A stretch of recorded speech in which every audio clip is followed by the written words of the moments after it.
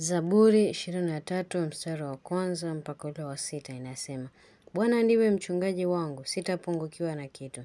Katika malisho ya majani mabichi hunilaza, kando ya maji ya utulivu huniongoza.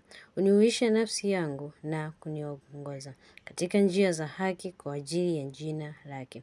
Naam, nijapopita kati ya bonde la uvuli wa mauti, sitaogopa mabaya. Kwa maana wewe upo pamoja nami. Gongo lako na fimbo yako vyanifariji. Waandaa meza mbele yangu, machoni pa watesi wangu. Umenipaka mafuta kichwani pangu na kikombe changu kinafurika. Hakika wema na fadhili zitanifuata siku zote za maisha yangu. Nami nitakaa nyumbani mwa Bwana milele. Soma kifungu hiki kila asubuhi, kila siku, na utaona Bwana atakuwa mchungaji wako na hakuna siku atawahi kukupungukia na kitu.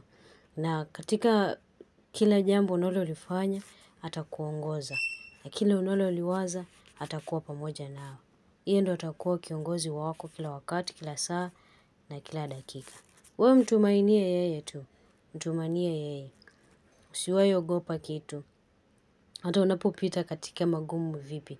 Maana anasema nijapopita kati ya bonde la uvuli wa mauti, sitaogopa mabaya. Usiogope mabaya kwa sababu Bwana ni mchungaji wako na Bwana ndiye anayekuongoza. Hautapungukiwa na kitu.